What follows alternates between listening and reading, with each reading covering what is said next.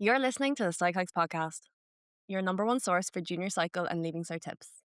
We make exams easier.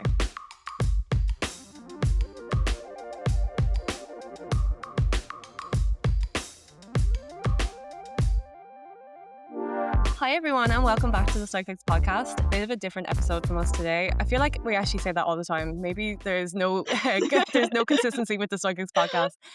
But you're listening to two newish people. You might be familiar with me, Nessa. I host the Studyclix Podcast when we first launched it a long time ago. But I only kind of come as a guest appearance every now and again. But today I am joined by someone who has not been on the Studyclix Podcast before. Gabrielle, you are very welcome to the Studyclix Podcast. Thank you so much. I'm happy to be here. We have both worked at Studyclix for a long time, so it's like kind of cool that you're finally. And I've thought for a while that like you would be a great guest on the podcast, especially today when we're doing tips for language learning, because I feel like you are queen of languages. You and Emer, previous host of the Studyclix Podcast. And so yeah, tell us a little bit about yourself, your Studyclix background, and like why you are on as a guest for language learning. Yeah, so basically, I've been working at Studyclix for the last 5 years. I do tasks relating to social media. I run the Instagram page, and I also do customer support. So if you ever send in a message to Studyclix, it's likely me that's going to answer it on a Tuesday and a Wednesday. But one thing that I absolutely adore is learning languages. I did 3 for my Leaving Cert: German, Japanese, and Irish. And since finishing the Leaving Cert, I moved to France. And so I've been learning that as well. 2 years ago, I passed my uh, DELF B2 exam. So it's like kind of just a little bit above Leaving Cert in French. And so I have a lot of tips to give for language learning. And I'm very happy to come on the podcast today and share them. Yeah, so exciting. Because it's quite similarly for me. So yeah, I also do social media. I am like the overall social media manager, even though I'm kind of like I delegate more than I actually do social these days. I said that I would guest host on this podcast because I also live abroad. So neither me or Gabrielle live in Ireland. I moved to Barcelona last year and I am currently trying to learn Spanish. So I didn't have Spanish really before I moved here, apart from, maybe like a 70-day streak on Duolingo. Mm, And I made like valiant efforts to learn Spanish over the years. I remember in TY, I was like, we were, or like our head of TY, I'm not sure if he did something similarly in TY mm, as well, that like he was like, you all have to, I want you all to set a goal. He said this mm. in September. He's like, and Love. try and learn that goal by the end of TY. And he never mentioned it again. I was just like, yeah. And it's just like, were you going to give us any tips for goal setting or like, so I just like set this goal of learning Spanish, but I never actually learned it because I had no structure for learning a language. I just was like, I would love to learn Spanish. And that was years ago, whatever, in TY and over the pandemic as well. I was like, I'm really going to try and learn Spanish. But now I have moved to Spain. And Incredible. it's obviously so much easier to learn a language when you are in the country where they're speaking it and you have way more opportunities for conversation practice. And I know that's not going to be the case for anyone listening to this today Yeah. who's preparing for their Leaving Cert.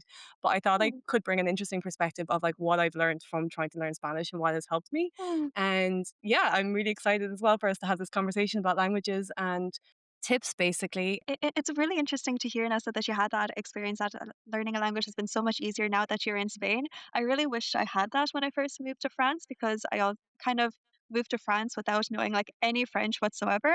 And I That's thought by crazy. just existing here, I would soak up, French, but I found myself 3 years into living French and barely being able to speak still.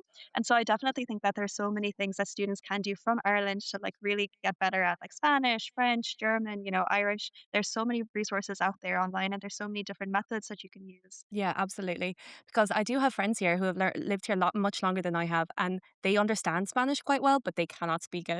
And I think that is a lot of that the conversation that we're going to have today is like, if you want to learn a language, you really have to put in a consistent effort with it. And there are so many things that you can do without actually living in the country like we do, that can, or there's things that I'm doing now to really help improve my understanding of Spanish. Because, like I said, I have been here a year, and I'm kind of saying the only thing I can do with confidence is order coffee. I really know how to Yeah. order coffee. Like I Ah. have that down, but I Mm. I also I had to go to a government. I had to do something with my taxes the other day, and I had to go to a Uh-huh. government building. That I cannot do. Oh gosh. That So I was like, I set Yeah. myself this goal. Well, actually, Yeah. when we talk about motivation for learning a language and things like this, I remember I was Mhm. on the bus home from the airport there one day and it made a stop. And there was actually like a group of Irish people about to get on the bus and they were asking the driver something and the driver could only speak Spanish and they were all getting so confused. And I was Yeah. sitting at the back of the bus being like, oh, I want to be that. I so badly want to be Oh. that person that just like walks up and goes, guys, what are you trying to say? Let me translate for you. And then like me being the hero. So I was just like, when that happened, I was like, that's my goal. I want to be able to be that person who um who goes up like is like the Yeah. translator is like can like merge Oh. these two people together through communication. And Yeah. so yeah, in this podcast we're going to like go through the structure of the different exams if you are studying a language for specifically the Leaving Cert. But this is honestly, the earlier you're listening to this podcast the better. If you're listening to this Mhm. in second year and you have time on your side, that is like the biggest thing of helping with a learning a language. Like the more Yeah. time you can put into it the better. But I'm quite aware that a lot of people listening to this are probably like in sixth year and they're Mhm. seeing this because they're like, my oral exams are in a few weeks and I want to get good at language. Like, don't worry. Yeah. I do say time is definitely the best thing to have, but everything that we're Yeah. talking about here, like the tips that we're going to give, as much of that as you can take on board, that is all going to help. 100%. Because there is still time. There is actually, I say there's less time, but obviously there's loads of time between, Yeah. depending on when you're listening to this. But like, Mm. there's so much that you can do to help like prepare yourself to get better at a language. Yeah, and it's a lot easier to get better at a language than it is to get worse. So time is definitely on your side, even if you're listening to this in March or April. You still have time to like improve before the exams. Actually, one of the first things I was going to say before we got Mhm. into it is that sometimes when it comes to learning a language, one of the biggest kind of blockers that you can have with yourself is just like believing that you cannot do it, or Uh, just like you could be listening to like a tape, like in class, you could be practicing the oral section, and you hear them yeah. speaking in French, and you're just like, they are speaking so fast. Like I Mhm. know that I've had moments in learning the language where I'm just like, I can't do this. Like, I'm Mhm. never going to be able to understand this. Or like in Irish, when you're doing like all the grammar rules. Like I remember getting back an essay in Irish and being Yeah. like all the red lines of like all the tiny little Um, grammar errors. And I was like, when am I going? Like, I'm never going to do that. That's so much to do. yeah. And I was saying to this to you before we started recording that like one of the best lessons I ever learned was learning to drive. So like Mhm. I learned to drive after school and I remember finding it so difficult. It took me so long to learn how to drive. And I remember having this moment like at some point where I was just like learning and learning and learning and I was getting nowhere. I was got Mhm. the whole thing with the gears and having to remember to do everything else. It just felt so unnatural to me. And it felt like Oh, really hard. I was like, this mhm. is a really difficult thing to do. And I think it's for the fact that I was like, nearly every adult I know learns how to drive. I was like, Mhm. boys in my class know how to drive. So I was like, they all learned how to do this.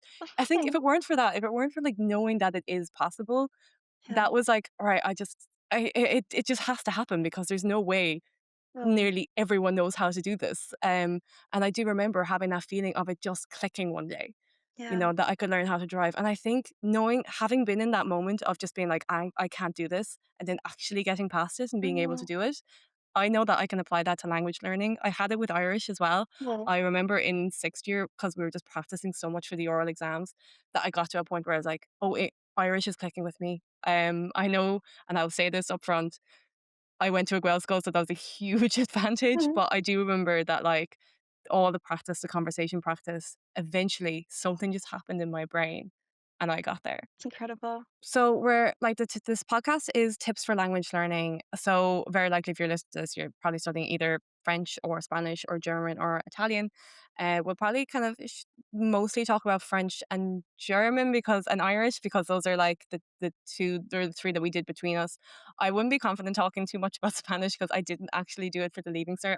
I'm kind of coming at it from the perspective of language learning itself. But yeah, we're going to kind of break up each exam because they're all divided by the oral, the written, the comprehension, and we'll talk about the big scary oral exam last and like the tips that you can. There's so much that you can do like to get better at a language, and we have so many tips that we want to share from our own experience of learning a language. So we'll get straight into it. So starting with the listening part of the exam, which is going to be a part of like German, Spanish, French, Irish, basically every language subject has this like listening part. And from doing like study click social media over the last 5 years, I've kind of noticed that every single year students tend to remark that the aural tape went by way, way too quickly, as sometimes students can get a little bit lost because they feel as though it goes like really fast. And because I saw that this seems to be like quite a common issue year to year, I want to say that if you don't want to be in this sort of scenario, in this case where you feel like it's going way too fast, I think right now is the time to actually start, like listening to different pieces of media in German, in Spanish, or whatever subject you are studying. But when I was preparing for my German aural, I kind of noticed that every single year there was this like news piece that comes up. So basically, they talk about the weather or different events that have happened in Germany, and this you can actually like prepare ahead of time because you know for a fact that you are going to get a question on the weather. And so listening Mm. to different podcasts like news in slow German, news in slow French will really prepare you for this. News in slow French and German is a really good idea. So I imagine, is that everywhere where you listen to podcasts, you just type in Yes. news? Yeah, exactly. You can find it on YouTube, Spotify, Apple Podcasts, everywhere. I have so many different examples of like podcasts and TV shows and YouTube videos that are like suited to language learning. One of my favorites right now for learning Spanish, I came across it on TikTok and I think it's really helping my understanding is a channel called Dreaming Spanish. Mhm. We'll put the links of everything that we're talking about in the description of the episode. And it's the language learning method that is comprehensible input. It's basically people, just normal YouTube videos, like they're kind of like vloggers. They're talking about like random topical things, but what they're doing is they're speaking entirely in Spanish. There's no subtitles. There's not even Spanish subtitles. You're just listening to the language, and depending on your level, they will have like visuals in the background to help you like understand. They would be just like "hola," like like doing the wave, and then like "yo soy," and like pointing to themselves. Like they're just kind of like you're watching it and you're absorbing the sounds. And I think I started listening to that a couple of months ago, and I think my understanding of Spanish has definitely improved. So that's one of my favorite ones. Something I also listen to is the Duolingo podcast. Mm. It's quite I don't think they've updated any new episodes in a while, but they have so many episodes, like, in their back catalog, and basically it's just, like, easy to understand stories in Spanish, and, someone always there's it's a kind of half in Spanish, half in English, so they'll talk in Spanish, and then there'll be a bit of context in English, so, like, as you're listening, you're kind of understanding the story. Do you have any examples of, like what are your favorite shows on, like, Netflix or anything like that?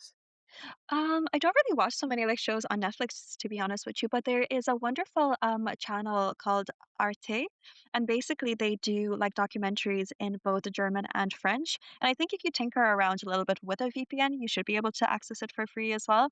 They have Nice. loads of really interesting like documentaries about nature and like history and everything, but in French or in German. And so I would actually really recommend, if you want to get better at a language without any effort whatsoever, it's just to like consume content that you'd like to typically like, look at on YouTube or on social media, but in your target language.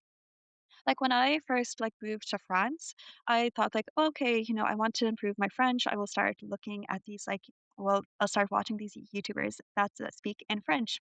And when I first Mm, started watching these videos, I was like, I do not understand anything whatsoever.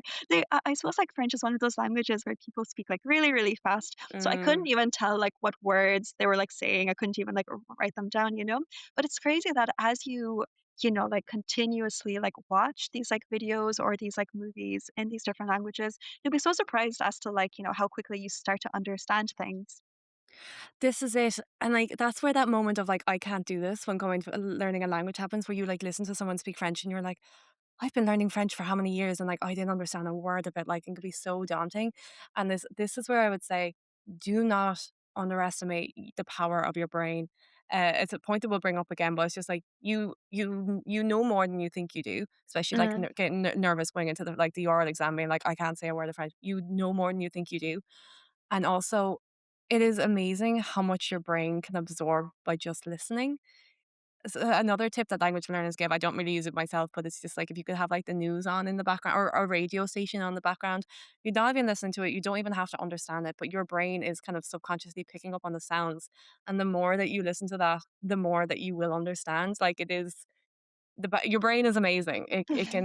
It's picking up the stuff by osmosis. And then if you are doing that consistently enough, you will actually find that you are understanding better than you can. So the more that you can listen to a language, the the more kind of better prepared you're going to feel going into the oral. Like you'll still listen to the oral tape and they could be talking way faster than you know, but like you'll Oh. pick up different sounds. You're like, oh yeah, I know that.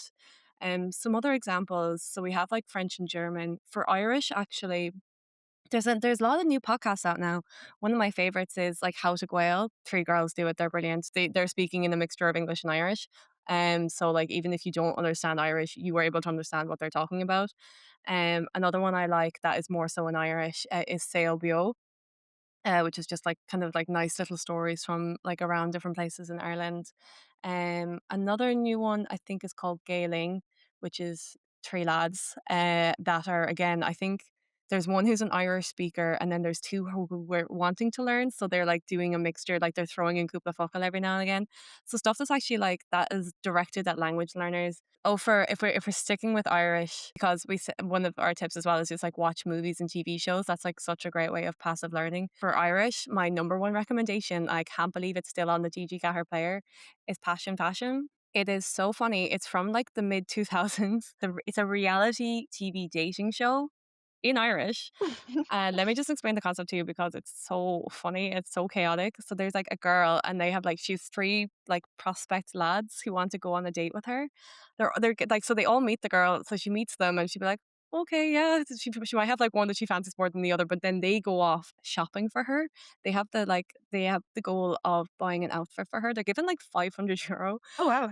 Yeah, and they all go into a different shop and they pick an outfit, and like the outfits are like they're always so chronic, like they're so bad. Oh, But then like at no. the end, she like Mm. tries on every outfit. Like the lads aren't there. Like she tries Mm. on each outfit, and she's like, yeah, I like this. So then like at the end, they bring the lads back in, and then she walks out in her favorite outfit, and then the guy who picked that outfit, they go on a date. Ah, I love that concept. Oh my god. It's so fun. And there's Yeah. another similar one. Mm. It's so funny. Like, and it's all in Irish. So it's like if you're watching that and you're reading the subtitles, like you're tuning your ear to the Irish language. That's my number one recommendation. I know there's a SpongeBob movie in Irish. There's Shrek Wow. in Irish.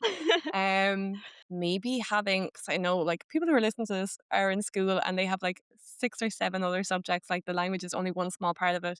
But the thing with language is like the consistency is the best thing. I think if you have something like a reminder in your phone that says like watch or listen to something in French or German and just like have that or make it part of your routine, that's something that you do in the morning on the bus to school, or like when you go for a walk in the evening, you listen to like 15 minutes. Mm. Another podcast I like as well, which I'll drop um the link in the description, is Coffee Break French. Have you heard of that? I've never heard of it, no. It's called Coffee Break because they're only like 15 minutes long. Each one will be like going to the doctor or like getting on public transport. That's another great resource. This Mhm. section of our podcast is very clunky because I'm like me just randomly remembering different things that I used to learn languages, but we'll drop them all in the description. There's stuff for everything. I would say with Netflix, actually, you can go on to Netflix and there's a section up the top that says browse by language, because I know we give our recommendations for like different shows, but then obviously Netflix like changes what's on it every now and again. But I know it's classic. But the Netflix Spanish recommendations I have are Money Heist. Valeria is another one. I know it might be. I think it's like advertised as like the Sex of the City of like. So I know that maybe like a less age appropriate example from me, but that's what I Yeah. recommend doing is going on to Netflix and searching by language. You'll find something. Yeah, for sure. And I think particularly because it can be so overwhelming when you have like six or seven subjects to study for. And at the end of the day, you might be feeling a little bit tired. You don't really want to do any extra study. If you Mhm. find a TV show that's really interesting to watch or like a fun movie, it won't really feel like you're studying a language. It will just feel like, oh, you're watching something for like the fun of it. Yeah, Mm. exactly. That's what I was saying. Like language learning is probably like one of the most best suited to just like your own self learning, Yeah. because there's so much that you can do just to kind of support your understanding, like beyond the Mm. classroom. 100%. Yeah.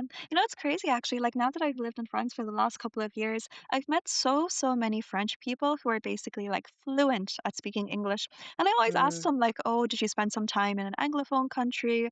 Did you like do English in school?" And they always say like no, but they, like really love like watching movies in English, or they played video games in English when they were children. That's how they learned. They found it like much more useful to just, like consume English in like a more casual way than they did like, like learning English at school.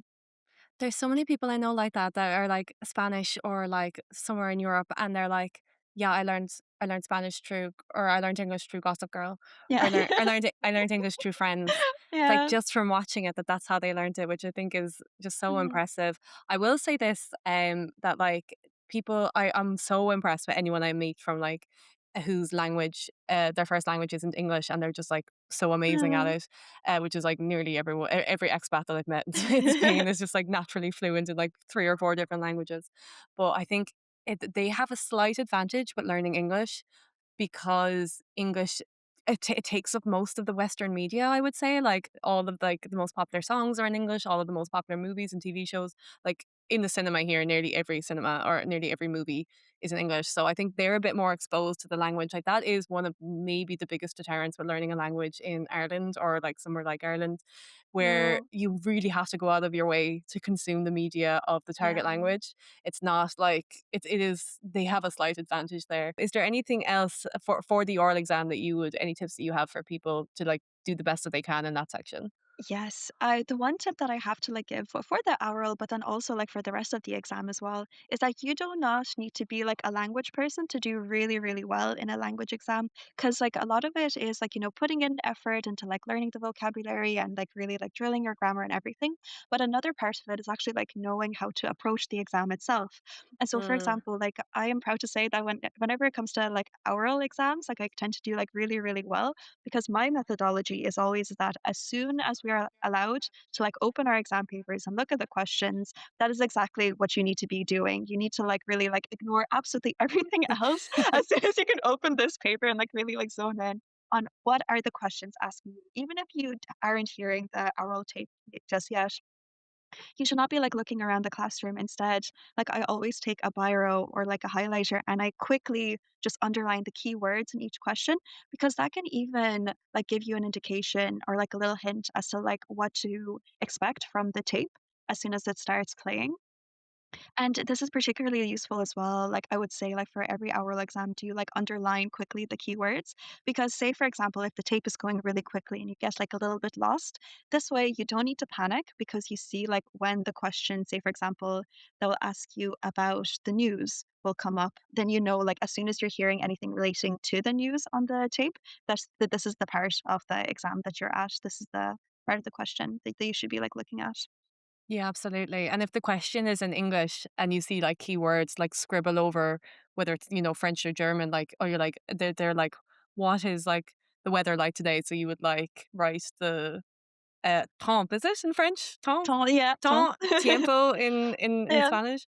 Yeah, there's so much you can do to like really like be in the best position that you can be as soon as that tape starts playing. And remember as well is that like you won't lose any marks for like guessing an answer. So do never like leave any like a part of the like oral questions completely blank. Like you can kind of like 100%. once you hear the entirety of the oral tape and you see the questions, you can kind of sometimes almost guess what the answer like might be. If you're practicing loads of oral questions, especially on Studyclix, shout out, you will see the same stuff come up again and again. So actually really familiarize yourself with the marking schemes and how stuff is spelled because you do get marks for spelling. I know in Irish anyway, I imagine probably in the other languages as well. But then also remember as well is that like even if you are a little bit worried for like the oral side of things, like if you're nervous about taking like an oral exam with like the examiner, remember that you get marks from like all these like different parts of the exam. So even if like maybe your speaking skills aren't the best, you can still pick up loads of marks from the listening part of the exam, the comprehension part of the exam, and Mm, everything. Yeah. 100%. And speaking of, will we move on to the reading comprehension section? Yeah, sure. What is your number one advice for the reading comprehension? Oh my gosh, I will sound like a broken record because I say this Mm, for like the German exam, the English exam, like for like any exam where you have to like do a reading comprehension, is that you should absolutely always, always read the questions first. yeah. Because the thing about doing this is that it kind of like gives you a better gist of what you should look out for when you are reading the text. So, if you read the questions first, you'll have those in the back of your mind. And then when you actually go to like do the reading comprehension, you can almost like spot the answers like within it. So you can like underline them or highlight them. And then it'll make doing this part of the exam much faster. I would also say, like, and I know it's so classic, it's just like the Mm. parent advice, but like it's the reason they keep saying it is because it's always relevant, is read the question like twice, Yes, if for not three sure. times, Mm. and highlight the main points so you know. And I would say definitely use Studyclix because obviously all the reading comprehensions are there, whatever language that you're doing, and they're broken up topic by topic. I suppose this is actually a good point to talk about our relatively newish tool that Mhm. was added to Studyclix recently. And Gabrielle did a really good explainer video about it that I was complimenting her on earlier. Oh. Tell us about like how answer guidance on Studyclix can help you get started on reading comprehension questions. Yeah, so basically, answer guidance, you can find it on the StudyClick site, beside where you'd find the marking schemes. So, whenever you click into a subject and then you click into a topic, and then within that topic, you'll see a bunch of questions. So, for some Mm, of the language topics, you'll actually, beside the marking scheme button, you'll see an answer guidance button. So, when you'll click answer guidance, you'll see things like, how to get started with this question, explain command words and phrases, or translate key vocab and verbs. So mm. essentially, like this tool, it isn't like writing the answer for you, but it's kind of if you're struggling to like get started with like answering like a reading comprehension question, it will give you some tips and tricks for how to get started. And it's really, really useful. I wish I had it when I was like doing my leaving cert. It's also been like we're acknowledging that AI is here and it's part of our Mm, world now. But how can we use it in a way that like is actually helpful to students and not like telling them exactly what to do? So then like they're totally lost then in the exam when they don't have AI. So that is like the AI guidance or like the answer guidance tool that we have is specifically like to help you help yourself. yeah. And it'll help you get better at future questions. That's the aim of it For anyway. sure. And the one thing to note as well is that, like, typically AI, it doesn't understand your subject. It doesn't know what all these Mm, like different things are. So what this like tool is made out of is like based on actual like marking schemes and input from expert teachers. So there yeah, isn't anything like, you okay, I won't say that there isn't anything incorrect because like, there's always like a small chance of of it. course. But Yeah. it's all based on, like actual like exam materials. So it's not going to hallucinate and tell you like, like how to make a cake when you're asking for, like, tips for the reading Yeah. comprehension or something. Yeah. Yeah, we worked with great teachers who, like, really that was kind of like the center of what, like, developing this tool is just, like, it really need we need input from teachers on, like, how this is actually going to help. But at the end of the day, of course, like, there is nothing that is a replacement for, like, a human or a teacher talking to you or, like, your own brain solving this question, so that's it's more like an aid rather than something that just does something for you. Yeah. And it's really great. Congratulations to the many people at Studyclix who worked on it. It's really, really brilliant, and we've gotten some really nice feedback on it. So if you're listening to this and you haven't used it yet, definitely try it out and see if it is something that you found helpful. Particularly, some of the specific feedback we got is that it was really helpful for French. I think it was. So Mm. yeah, definitely, go check it out. And also, if you really want to get better at, like, the reading comprehensions, like, I don't want to sound like a parrot, like, repeating the same thing as before, but really you should also be looking out for different ways to expose yourself to, like, like, r written Spanish, written French, be reading, like, different things. Like, at the minute, I've been really enjoying the subreddit, r our anatomy d'un sac. So it's basically the anatomy of a bag. So the whole Okay. like premise of it is that like French speaking people, they like take a picture of their bag and all the different like items that they have in the bag, and then Right. people like make like assumptions about the person like, oh, I think you are someone living in Paris and you work in tech, and but you like go to like a book club meeting on the weekends or that sort of stuff. And it's absolutely like hilarious to like read through, particularly when people say like, oh, this is super accurate or it isn't accurate. Yeah. That's so cool. Yeah, it's so, like, amusing, yeah. There's so many silly little things out there now that are like developed to, or just not specifically with language learning in mind, but like that with the age of the internet, there's so many little different niche communities and things like that. Yeah, The main way of just getting better at reading comprehensions is practicing as much as you can. I think we were saying this before as well that like people because we will get to them at the end, but we did ask for questions from our Instagram followers ahead of recording this podcast, and a lot of the type of questions were just like how do you do this when you don't know anything? Or like, how uh, do you like, how am I going to be able to like speak French in the oral exam when it's like, or like, how will I memorize or learn off this? And it comes back to the point I made earlier of like, you know, so much more than you think you do. 100%. And like any little thing that you can do to like improve your language will definitely help. One of my favorite things, and I never did it during the Leaving Cert. It was a tip Emer gave to me afterwards. Was it's a really good idea to maybe make a group chat with your friends that is specifically for talking in a language. You had maybe your own WhatsApp group, and then you had like na Colini Mhm. Oscuelga, and then you just talk about what you would normally talk about, but in Irish, and you are like having to like look up what you want to say, but like you're learning vocab, you're learning like that is like improving. You're like, okay, that's how you say that. That's kind of you're absorbing all of that, and but you're talking with your friends and you're learning a language. That was one of my. There's lots of little tips like that. Do you have any other ones of just like kind of naturally absorbing a language, like things that you can change in the world around you? Honestly, like, I'm not sure whether it's like completely relevant for like the reading comprehensions, but I know that like getting your friends involved is such a fun way of like studying a language. Mm, Like you just might like kind of think like, oh, like my friends will like think I'm cringe if I say like, oh, let's make like a group chat, like for us to like speak in Irish or this language. But you'd be so surprised at like how down people would be to like do little things like this. Like yeah. for myself, when I was like doing like when I was like I really, really wanted to do well in my German oral exam because I was in that era where I really wanted to like be good at like German. Mm, And it was crazy. And I asked like some like friends in my class if they would be down to like meet up on a Saturday to like go to a cafe and go through like our Bildergeschichte or like Rollenspiel, like all of these different things. And they were down, like nobody said like no, go away. Which yeah, so yeah. if you do want to like, like put yourself out there and do like practice your language with other people, I'd really recommend just even like sorry, I would recommend going for it. But also particularly if you have some friends in like the different schools, that they could be like really interesting to have like a group chat or to like, like go and see because like the notes that they get from their teacher, I'm assuming will be quite different to the notes that you have from yours. So as you like Oh communicate with yeah. each other, you can like learn new phrases and learn new different things like that. Yeah.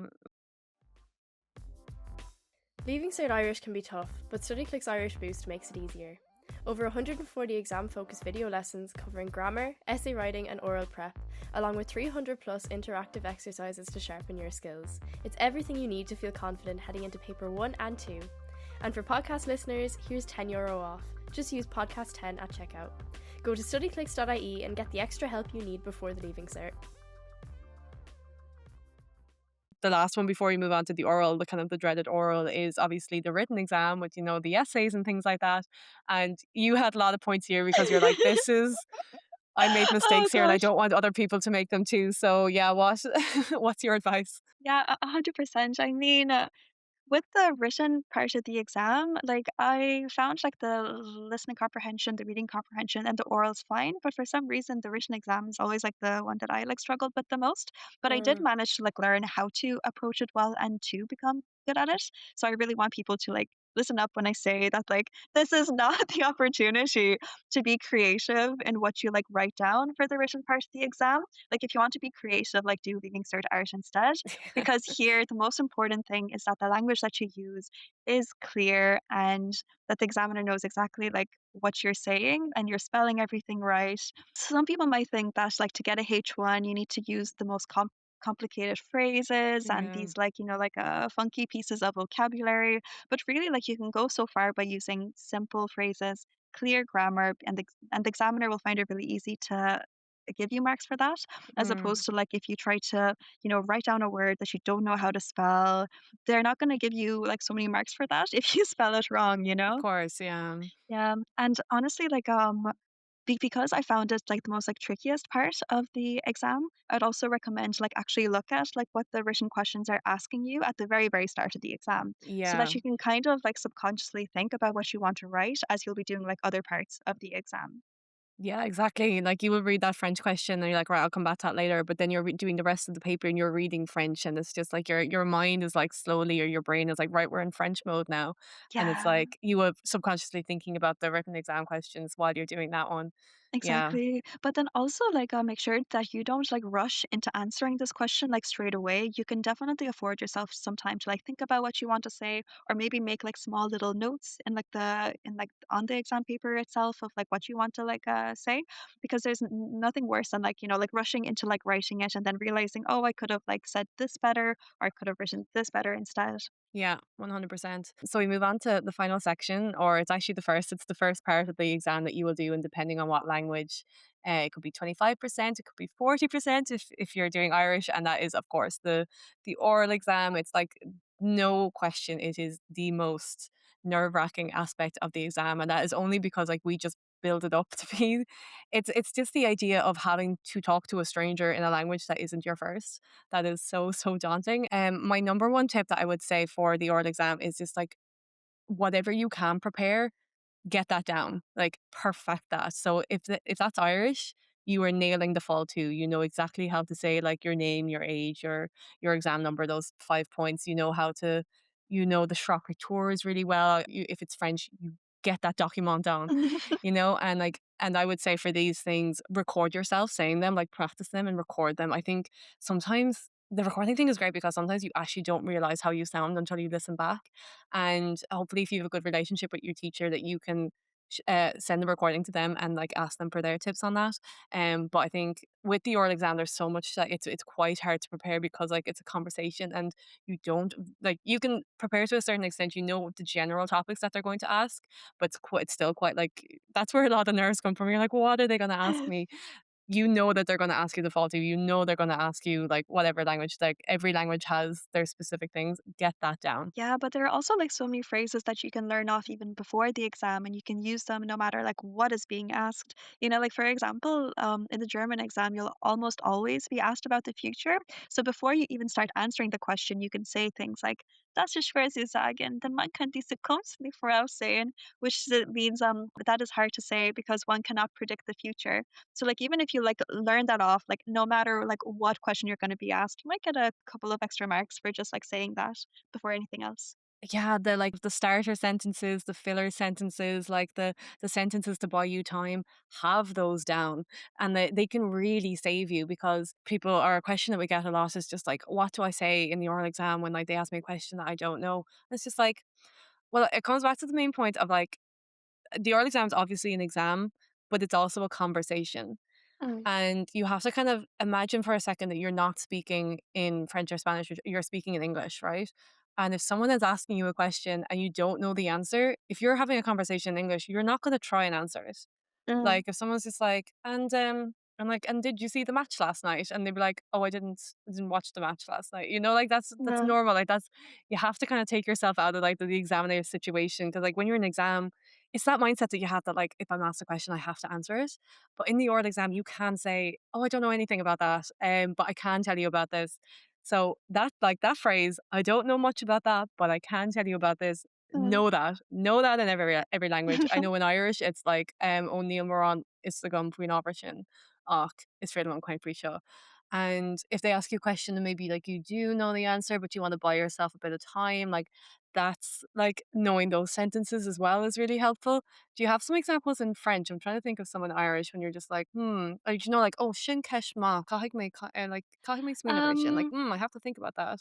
you can say something like, "Mais il m'est très difficile de donner un avis sur ce sujet," mais it basically means like, "Oh, it's difficult for me to give an opinion on the subject, but like," and then you can follow up with like something maybe. Yeah, Yeah, 100%. That sounded great, by the exactly. way. Thank you. Because at the end of the day, like the examiner, like really doesn't care, like if you lie about saying that you go to like the Linsnova every single like weekend, Mm. or like it's not like they really, really want to talk about like the match. They just want to test you to see whether you can, like answer questions and communicate in the language that you're like speaking. So you can definitely take the liberty of like steering the conversation to like topics that you have prepared in advance. Yeah, because like, the examiner is gonna throw out random topics, and they could, like, talk about sport, and then they'd be like, "Oh, well" sorry, I'm just, like, defaulting to Irish now, but they'd be like, "Oh, well, Mm. Simime in sport." And if they asked me that, I would have been like, "Oh, not really," So I would have been able like, "Oh, yeah, Neil Moran, like, Neil make." I'm kind of panicking now because I haven't been my Irish is rusty, but I would be saying like, Mm. "Oh, Níl me gimmer sport, de gná ach is tossing me gon secure." So like not sport, but music, that kind of a way. It's like you are not, it is a conversation. If you don't know it, just, yeah, know how to redirect it. It's one of the most like important things. When you say there that like the goal is communication, Mm. I come back to like this moment that I had in my French oral that like still haunts me. That is, So I remember the day before the exam, we had a different teacher came in for French, and I remember she was so good. And we were like, "Oh my god, I wish we had her the last 2 years." No offense to my other French teacher, Mm, but I remember she like randomly gave us like a load of vocab, and I remember one of the words was bourse. mhm, I think that's right. You can maybe correct me if I'm wrong, but it was the mhm. French for grant. And I Bourse, remember yeah. learning that. And then in the French oral exam, then the next day, because I go to a Gael school or I went to a Gael school, they were like, "What are the advantages of going to a Gael school?" And I got it in my head that I was like, "Oh, I can say sometimes you get grants." And then I was like, "Okay, right. What was that word I learned yesterday?" And I swear there was probably about like a 10-second gap of silence where I was just trying to think of the word that I had learned yesterday. Wow. And this is something now that I'm trying to get over when I'm learning Spanish as well.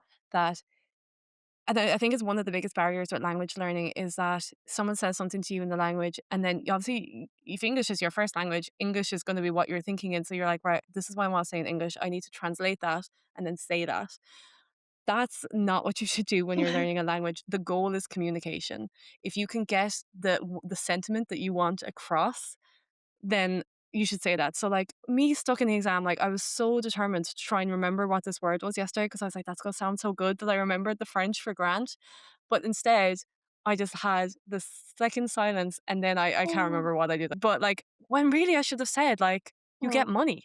I was just like, Oh, I know the French for money. I should have just said like you yeah. get money from the government. That's the same. Like so that's like one of my biggest things is just like do not get bogged down in like trying to translate stuff directly. The goal is communication. If you can just get them to understand the gist of what you're trying to say, like if you get stuck on a word, be like, how is there another way of saying that? It doesn't need to sound flowery. And I would say this as well. When you get so nervous about the oral exam, you're like, "My god, it's such a daunting thing to have to speak in another language, and like this person is gonna like the examiner is gonna be like judging me." I will say this: you are like a teenager, presumably listening to Mm, this. You've been learning the language. It could be 2 years, it could be 5 years. You're not, and you're also sorry, I would say this. You're also studying maybe 6 or 7 other subjects. You're not gonna be fluent in a language. You're just not, yeah, like, unless exactly. unless you have, like, you've been studying at home, like, maybe you have a parent who's, like, if you have a French parent, like, your French is better, that kind of thing, but if you're picking up a language at, like, 13 or later, and you're not and I'll say this as well, it's something that's, I wish that they had it more in the classroom in Irish schools, is a centre around conversation practice. I did feel like that was lacking. So, like, if you're not getting enough conversation practice, you're not gonna be amazing. You are gonna be most likely you're gonna be average, and that is the examiner is expecting someone who's doing their best. Yes, exactly. I think like just like showing up and doing your best is much better than like being panicked about like not like pronouncing things right or like not like, communicating enough. I think it's so obvious when like, you come in and it seems like you want to put in effort, you want to like attempt like to like speak as much as you can. Because there's nothing worse for an examiner when they're like sitting in front of the student and the student is not talking, it just makes it awkward Yeah. for the examiner as well. They really want to give you as many marks as possible. And it's part of their job as well to kind of like push you to like speak as much as you can so if they see that you're getting like really stuck on a specific topic, it's very unlikely that they're going to be mean and they're going to like force you to talk about like these specific things. They're going to want to like make you speak as much as possible. That is a part of their job. So even if you do, get stuck for about like 10 seconds or whatever, it isn't the end of the world. There's going to be another topic coming right up afterwards. So I'll be okay. Yeah. Yeah, absolutely. I would say that as well, like, the examiner, they are so sound. They are always, like, the nicest of the nicest, like, Yeah. it's part of their training to put students at ease because they deal with, like, you have to shed your kind of main character syndrome a little bit and think about, right, this examiner is listening to not just me, they're listening to, like, Yeah. 30 other students talk about. Like, they're gonna meet a varying different, like, abilities of people being able to speak a language, and Mm. they are gonna be meeting so many nervous people, and they know, like, the first, like, 5 minutes of an exam is just, like they're gonna ask you nice questions, they're really gonna ease you into it, they're gonna be really nice, so don't Yes. worry about that bit, and they will really like, you will be nervous, that's so inevitable, you'll absolutely be nervous. Um 100%, yeah. Examiners really on your side. They want to give you as many marks as possible. Yeah, 100%. They are so rooting for you. I will say this actually, if you want a kind of idea of what an oral exam is going to be like, on Studyclix in Irish Boost. So to explain if you don't know what Irish Boost is, in certain subjects we have Boost, which is like additional support, like additional learning. It's kind of like our answer to grinds, kind of self-learning. So we have it in maths and biology and Irish and junior cert maths as well. And it basically for Irish for the oral section, we have like we recorded like mock oral exams with an actual state examiner, Clean Daly. She's a legend. I love her. She's so nice. So you see like you see this from start to finish. Someone walking in and like giving their exam number and like that. It's the Irish example. So obviously it's like you have the fall two at the beginning. So if you want to see an example of like what an examiner is going to be like, how it's going to go, definitely go check that out. You can, so with Boost for all the subjects, the first two videos in every topic are free. So if you go on to Studyclix and you go on to Irish, you'll find it there. But we also, I believe we have it up on our YouTube as well. Is that right? Yeah, we do. We have a full oral exam up on our YouTube channel that goes from the very beginning when the examiner opens the door and you come in to assign your name and then the fall tool and everything. Um, Yeah, 100%. I really wish that I had this when I was like doing my leaving cert so that I could like have an idea of like how it was going to work and everything. Because Yeah. before then I had only like practiced with my teacher, but it wasn't in like such an like an exam like sort of setting. So that Yeah. would have been useful to see. Mm. It's the big unknown as well when you haven't Mhm. done it before. So yeah, I think that that video is really helpful to see as well. Any other tips for oh yeah, we said don't be afraid to be cringe, Yeah. exaggerate the accidents. Really don't be afraid to be cringe. Like that is like like that's something you really, really should remember because the examiner wants to see you make an effort and like to like use as much as you can. Yeah, like Mm. and like no one's gonna be hearing you in the exam. It's Yeah. just you and the examiner. So be like, if you're in Yeah. French, go like a lot or I whatever that is. know. Like just Yes. like do like put Exactement. it on, put on the show. Like even that effort will get you marks. You just gotta move past the embarrassment of being like, okay, but I'm an Irish person, and I'm like, if me going like he's like trying to sound French is kind of embarrassing. I'm sure have you ever seen like those videos of like Ronan O'Gara, the rugby player? He like managed the French team for a while, Ah, and yes. he Yeah. just, like, made 0 effort to drop the Cork accent when he was talking in Yeah. French. Like, it's very funny and, like, they can understand him, but it's just, like, try, like, adapt your like, do the flares, that's part of it as well. Mm. The 100%. examiner will be impressed, so yeah. Like we said, Yeah. like, you were cringe, but you were free. Yes. To finish out the podcast, like I said earlier, we put a question box up on our Instagram last night, ahead of recording this saying asking for people's questions on this topic. So we're just going to go through a few of them now and answer them. So one of the first ones that we got is, how do I improve my vocab for the German section? So for the like German exam, what I would say is that you're always improving your vocab, like no matter what you're doing. If you're practicing the reading comprehensions or you're doing like the oral questions, like you really don't realize like how much vocab you know without like being conscious of knowing it. So I would like recommend like, continue doing all of your homework that you are assigned, like do like go through the past exam paper questions in German because the vocab I think like tends to kind of repeat itself. So if you go through, like, say, like all of the past, like, reading comprehension questions, then you're gonna start to notice that the vocab is repeating there. I'd say as well, have a vocab book. I don't know, some teachers might do this. I know our one did that we just had like a separate copybook just for vocab Mm. and we added to it every day. And like, like the French was in blue and like the English was in, oh, she's always Irish. I blow people's minds when I say that with going to a girls' school that I learned French through Irish. Yeah, so you have like the translation on one side and then you're just going back over it regularly. I what I find helpful because well, like it's with me with Spanish now. I don't keep a book because I constantly have my phone on me, so I just keep it on a note on my phone. And so I'd say if you obviously you probably don't have your phone in the classroom, but I think that's really helpful because I have that on my phone, and then whenever I hear a new word, I write it down. And then I go back over it. I saying it's like when I don't have internet, I go into the notes app on my phone, and I'm just kind of constantly revising it. So yeah, have a vocab book, and you keep coming back to it. And I think that's it. The repetition. If you're constantly coming back, you are just automatically drilling it in. And like that point you said earlier, you know so much more than you think you do. Like please don't underestimate yourself. Every time you go into class and you're learning, like you are always improving. So yeah, don't doubt yourself at all. Another question that we got is, can you ask for a different question in the oral exam?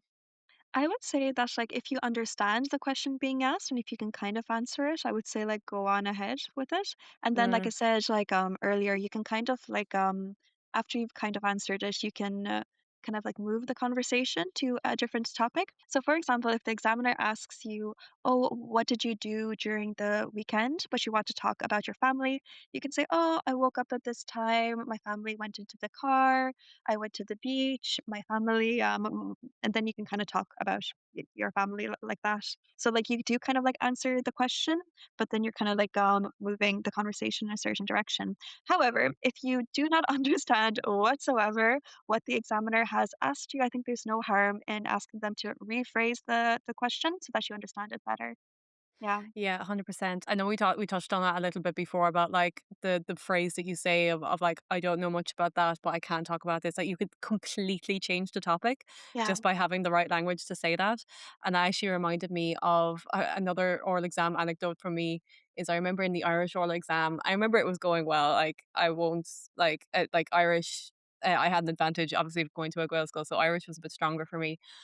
So the oral exam was going well, and you know that thing of like they test you a little bit, so they ask you a harder question if it is going well. And I remember I was talking like it was such like 0 to 100 moment of I was talking about like my summers in Dingle, like having spent them like in my childhood, and then she just asked me, "Do you think Dingle has an alcoholism problem?" Which is so out of pocket, like Yeah. I Crazy. I was just like crazy from her to be honest, Yeah. but I like in that moment I was like, this is an exam, so and she asked me a question, so I have to answer the question. Whereas like if she asked me that question, and if we were having a normal conversation in Mm. English and she asked me that, I'd be like, girl, what? I would be like, Colleen, God.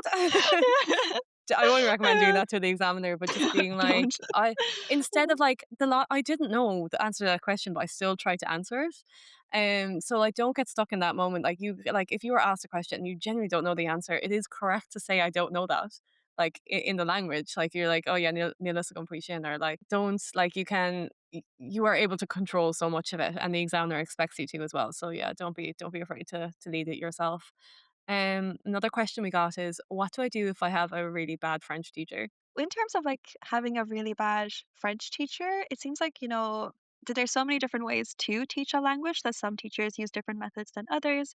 But honestly, there's so much language learning content online that you're really like, if you if the techniques that your teacher is using don't really work for you, that you can definitely go online and like use different resources that we kind of went through throughout like the podcast episode. Mm. Look at this.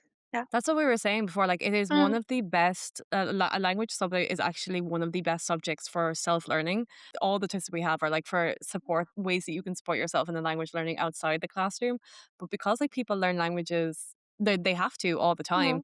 There is so much that you can do to learn a language, even if you kind of. I was gonna say you don't vibe with your teacher. I was like, can I say something? Can I say that a bit more Yeah. eloquently? If your learning style is not compatible with your teacher's style, Yeah. that there is a world of resources there, like everything that we already mentioned. So yeah, use all of that, and definitely it's a shame. Absolutely, we had that all the time. Like there's some, I obviously had teachers in school like that I thought were kind of, they clicked to me more than others, and you just, that is unfortunate that you have to kind of work that little bit harder. But like Yeah. I said, yeah, language is really well suited to that because it's a lot of the work that you put in yourself really helps you get better at it. Of course, yeah, and even if you want in your own time to go, like, practice some, like, written composition questions, you could always, like, do that in your own time and ask the teacher to, correct it to make sure that all of everything that you're saying is right, and The last question we'll take then is how to learn off oral paragraphs. I think it's really difficult to learn off like paragraph after paragraph after paragraph because that's not really how you learn a language. What you can do Yeah. instead is like break up the paragraphs into like maybe questions. This is something that I really love to do. So instead of like having like, a long paragraph about like what you did over the weekend, you can break it up into like what did I do in the morning? What do I typically like to do in the weekend? And make them like quite like more concise because then when you're in the Mm. exam, you can like think of those key points as opposed to trying to recite an entire paragraph. Yeah, I Mm, would say obviously I know it's what a lot of people are going to do if like it's like, okay, I don't know the language, but I can mm, memorize sounds and then say them back. But it can go pear shaped in the exam because obviously if you just like forget it, then you could end up getting really flustered. Especially when it comes to the tropic tours in Irish. It's such a huge undertaking. There are paragraphs and paragraphs and paragraphs. Like that's it's not a good way of going about it. I know it seems like the easier one, but it's not. Yeah. Do go to bullet points, have your bullet points, and then kind of know the basic structure of a sentence, and then figure out how to slot them in. But learning off paragraphs, I know it's what a lot of people do, but I personally I can't recommend it because I think Mm, it ends up putting more pressure on you in the long run. absolutely. And remember that the oral exam isn't even that long, so you might not have the time to recite many different paragraphs about different topics. Mm, Yeah, yeah. 100%. Um, Gabrielle, I feel like we've been talking for a long time. This is like the longest Yeah. episode of the Psychic podcast ever.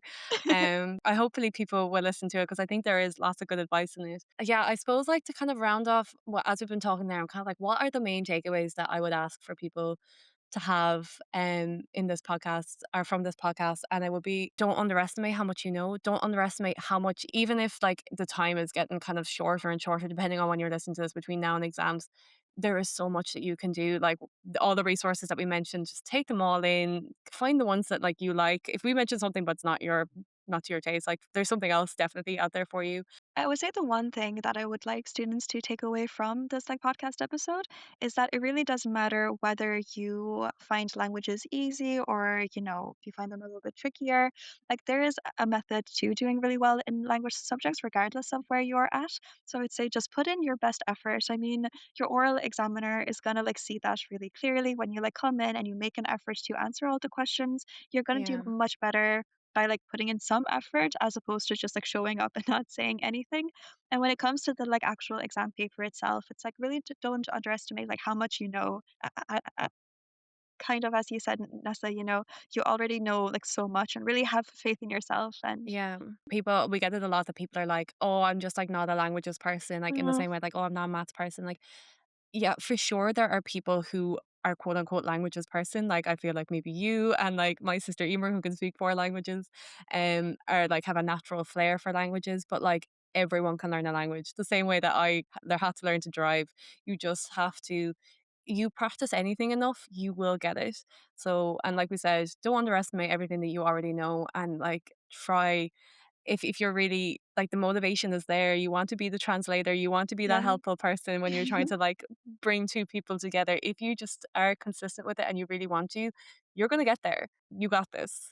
you got this, You got 100%. this. I feel like that's Yeah. a good way to round it up. And yeah, after the oral exam, last tip, plan something for yourself really nice after Mm, like whether that's like like a dinner with your friends or something like that, so that you have something to focus on in the future after the oral exam. That's one of my whenever I'm nervous for something, I always plan something really nice mm, afterwards. So yeah, that's a good yeah, idea. Mm. 6 years a hard year. You got to do It everything you is. can to treat yourself.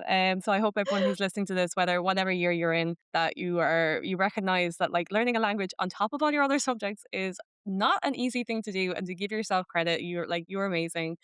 Do what you can, take what you find helpful from this. And yeah, I think that's it. Gabrielle, thank you so much for joining me on this special edition of the Oh, Psychics podcast.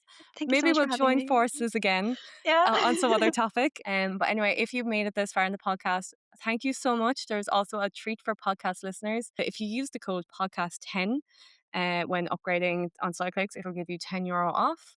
And I don't know, if you found this podcast helpful, please share it with a friend. It's the easiest way for us to grow.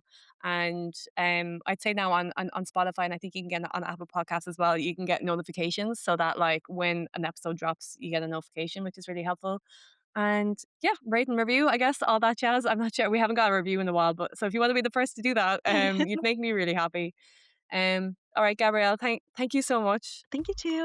Bye. Bye.